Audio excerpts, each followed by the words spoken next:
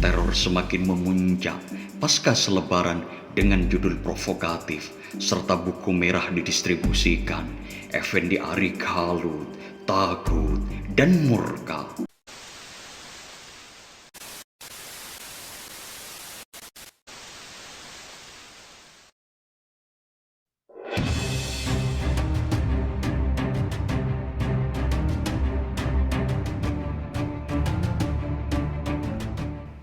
Distribusi buku merah hasil kerja investigasi tim reevaluasi yang menguak korupsi pembangunan gedung kampus antara Universitas Islam Indonesia Condong Catur dibalas ancaman oleh beberapa pihak.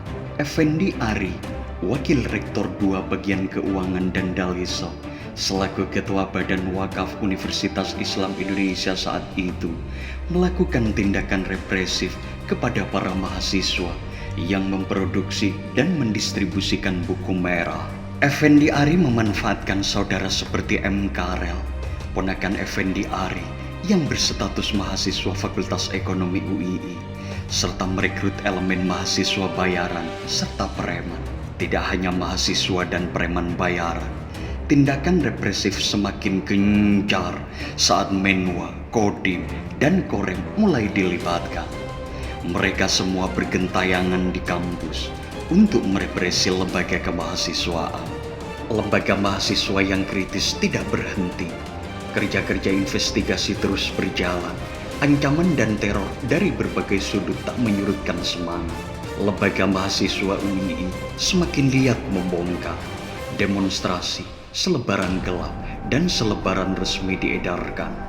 Sejumlah buletin mahasiswa yang memuat skandal pembangunan kampus juga beredar, seperti buletin Dewan yang berjudul Dari Bohong ke Bohong, dilanjutkan dengan judul Berhentilah Membohongi Mahasiswa. Teror dari Effendi Ari dan Daliso semakin tinggi intensitasnya. Beberapa aktivis lembaga mahasiswa yang kritis diam-diam meninggalkan gelanggang, meloncat ke gerbong Effendi Ari karena tekanan, ketakutan, serta iming-iming materi dari pihak Effendi Ari dan Daliso. Alhasil, kekuatan mahasiswa terbelah menjadi dua. Pertama, kelompok yang tetap konsisten pada garis perjuangan membongkar kasus korupsi. Kedua, kelompok mahasiswa yang direkrut dan dijadikan pengikut Effendi Ari untuk melancarkan kepentingannya.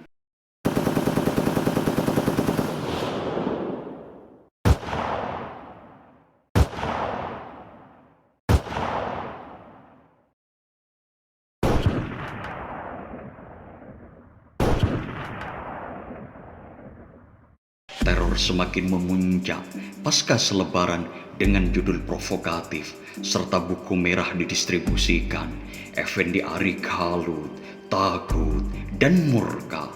Menurut penuturan Bambang Irawan, pasca buku merah diedarkan, Effendi Ari meminta para pengikutnya yang berada di Badan Koordinasi Kemahasiswaan atau yang disebut dengan BKK mengambil tindakan membekukan kegiatan lembaga mahasiswa.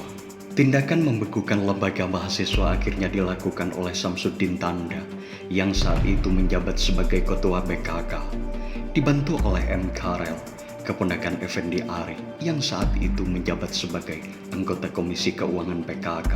Keputusan pembekuan lembaga mahasiswa tersebut mendapatkan reaksi dari Badan Perwakilan Mahasiswa atau yang disebut dengan BPM. BPM mendapatkan dukungan dari Senat, mahasiswa semua fakultas di Universitas Islam Indonesia untuk mengkudeta PKK yang notabene bekerja atas perintah Effendi Ari. Proses kudeta PKK yang pro terhadap Effendi Ari berhasil. BPM lantas membentuk presidium BKK yang baru, lalu memindahkan kantor BKK ke kampus yang terletak di Jalan Taman Siswa. Papan nama BKK dan stempel BKK juga ikut diboyong. Bambang Irawan didaulat menjadi ketua presidium BKK hasil kudeta. Setelah mengkudeta, pengurus BKK yang baru mendeklarasikan pemecatan terhadap Samsuddin Tanda yang pro Effendi Ari. Pasca kudeta BKK yang pro Effendi Ari itu, suasana kampus semakin mencekam. M. Karel dan anak buahnya Effendi Ari terus-menerus meneror kantor BKK baru yang berada di Jalan Taman Siswa. Hampir setiap malam, mereka menyatroni kantor BKK baru di Jalan Taman Siswa untuk melakukan insinuasi, bahkan beberapa kali merusak fasilitas kantor BKK baru itu. Puncak teror terjadi pada 3 dan 4 November 1989.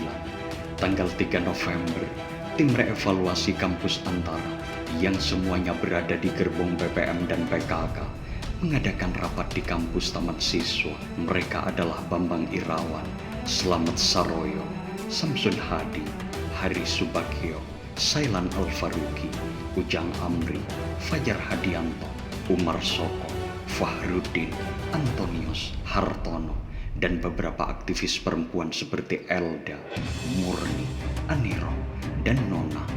Rapat tersebut membahas rencana klarifikasi peristiwa kudeta yang sudah mereka lakukan.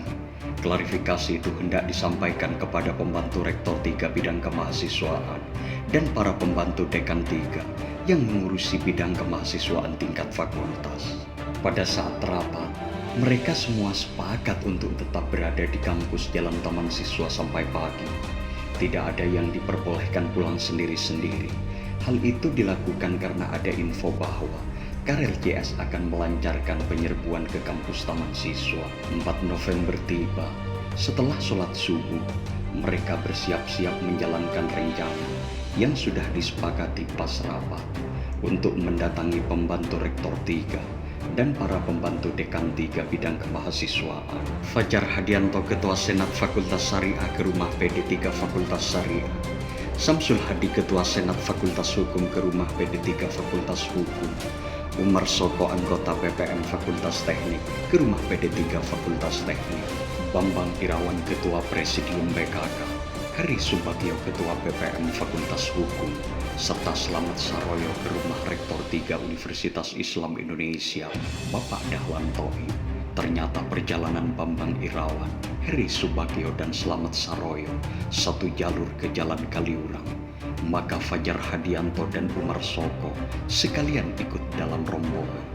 Jadilah mereka serombongan berangkat ke utara menggunakan motor masing-masing. Sementara Bambang Irawan membonceng Slamet Saroyo. Di tengah perjalanan, mereka memutuskan untuk menuju rumah pembantu Dekan 3 Fakultas Syariah terlebih dahulu. Setelah selesai pukul 6.30 pagi, rombongan kemudian melanjutkan perjalanan ke rumah Rektor 3 Universitas Islam Indonesia, Bapak Dahlan Toib. Ternyata rumah Dahlan Toib berdekatan dengan rumah Effendi Ari. Saat kelompok Slamet Saroyo lewat tegang, hal yang pertama mereka lihat ialah kelompok Karel JS yang sedang berkumpul di rumah Effendi Ari. Slamet Saroyo dan kawan-kawan akhirnya selesai bertemu di kediaman Bapak Dahlan Toib. Dalam perjalanan pulang menuju Jalan Kaliurang kilometer 7, tiba-tiba mobil Honda Civic menyalip secara serampangan, melintangi jalan, menghalangi kelompok Slamet Saroyo. Ternyata Karel yang menyetir mobil itu. Samsudin Tanda duduk di kursi sebelah kiri. Saat mobil berhenti, tampak lelaki keluar dari pintu belakang mobil dengan mengayunkan samurai. Semua penyerang bersenjatakan pedang, sangkur, dan pistol. Serangan tiba-tiba itu sangat mengagetkan. Bambang Irawan yang membonceng Slamet Saroyo meloncat dari motor. Bambang dan Slamet terjatuh. Bambang lantas menangkis serangan dan duel menggunakan pisau dan celurit. Akhirnya pembawa samurai jatuh terlentang. Tak berselang lama, Karel menodongkan pistol ke arah Umar Soko. Bambang bergerak lalu meloncat, merebut pistol Karel. Umar Soko kemudian membantu. Mereka bertiga bergumul merebut pistol. Fajar Hidayanto cepat-cepat mengambil pistol yang terlepas dari tangan Karel. Lalu pistol itu diamankan oleh Fajar Hidayanto. Akhirnya Karel lari menuju Jalan Kaliurang. Berdasarkan penuturan Fajar Hidayanto, Slamet Saroyo merupakan target penyerangan. Fajar Hidayanto melihat bahwa seseorang mengejar Slamet Saroyo sampai masuk ke perkebunan, lalu membantai Slamet Saroyo di kebun tersebut. Slamet Saroyo ditusuk dari belakang menggunakan pedang hingga menembus bagian dada. Posisi tubuhnya tertelungkup. Konon, Pembunuh bayaran yang menghabisi Slamet Saroyo ialah Lian, pembunuh bayaran yang khusus didatangkan oleh Effendi Ari dari kampungnya di daerah Lampung. Kematian Slamet Saroyo membuat Universitas Islam Indonesia bergabung. Bendera setengah tiang dikibarkan di seluruh kampus UII selama seminggu. Terima kasih tim reevaluasi dan selamat jalan Slamet Saroyo. Sumber buku Gerakan Mahasiswa Islam Indonesia dekade 1980-an.